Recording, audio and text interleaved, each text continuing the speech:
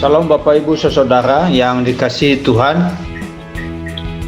Pada kesempatan ini kita akan merenungkan firman Tuhan dengan tema kemalasan berdasarkan Pengkhotbah pasal 10 ayat 18. Sebelum kita membaca dan merenungkan sabda ini, kita tenangkan hati dan pikiran kita. Damai sejahtera Allah yang melampaui segala akal memelihara hati dan pikiranmu dalam Kristus Yesus. Amin. Kita membaca Pengkhotbah pasal 10 ayat 18. Oleh karena kemalasan runtuhlah atap, dan oleh karena kelambanan tangan bocorlah rumah. Bapak Ibu Saudara yang dikasihi Tuhan, salah satu persoalan serius dalam kehidupan kita adalah kemalasan. Banyak orang sebenarnya cinta akan Tuhan, tapi tetap hidupnya malas.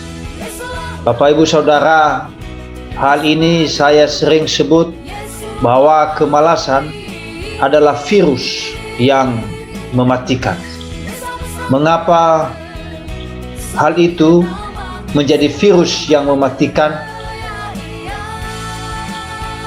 Yang pertama, Bapak Ibu Saudara yang dikasihi Tuhan, kemalasan membuat kita gagal. Orang malas tidak akan sukses dalam hidupnya. Orang bodoh saja masih bisa sukses asalkan ia rajin. Coba saja kalau kita punya karyawan yang sebenarnya tidak pintar-pintar amat, tetapi kalau dia rajin, maka masih ada harapan. Saudara boleh tidak sekolah tinggi, tapi selama saudara rajin, pasti ada harapan.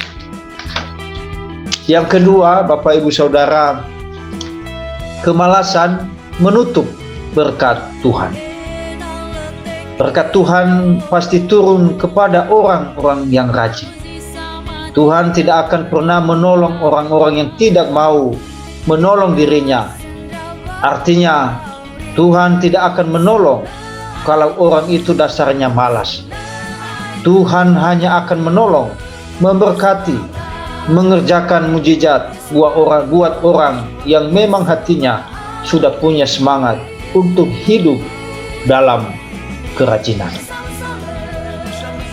Yang ketiga, Bapak Ibu Saudara, kemalasan membuat kita menghalalkan segala cara. Mau halal, mau haram, masa bodoh. Yang penting, pokoknya saya nggak usah bekerja banyak. Yang penting saya mudah-mudahan dapat hasil yang baik. Makanya orang malas yang suka pergi ke dukun, orang malas yang suka nyogok sana nyogok sini. Bapak Ibu Saudara ingat, hidup ini adalah perjuangan. Jangan menghalalkan segala cara. Hidup hanya dijalani dengan halal. Hidup hanya di jalan yang benar. Maka Tuhan akan membela kita dalam segala perkara. Yang keempat, Bapak Ibu Saudara, kemalasan membuat kita mengambil jalan pintas. Kenapa orang mau bercerai? Kenapa orang rela mau jadi istri piaraan? Kenapa orang pergi ke dukun? Kenapa orang akhirnya mau bunuh diri? Ini yang mau saya katakan, bahwa orang-orang malas yang mau melarikan diri dari masalah. Bapak Ibu Saudara yang dikasihi Tuhan, tetapi hidup Kristen adalah hidup yang mengerti. Kalau Tuhan izinkan masalah, di saat yang bersamaan Tuhan juga memberikan hikmat dan kekuatan untuk kita bisa menang dan menghadapinya. Buang kemalasan dalam hidup kita, berjalan dalam kerajinan, maka kita akan melihat berkat Tuhan. Karena Alkitab berkata, tangan orang rajin memegang kekuasaan, tetapi kemalasan mengakibatkan kerja paksa. Demikian firman Tuhan, kita berdoa. Terima kasih firman-Mu ya Tuhan yang menyapa kami.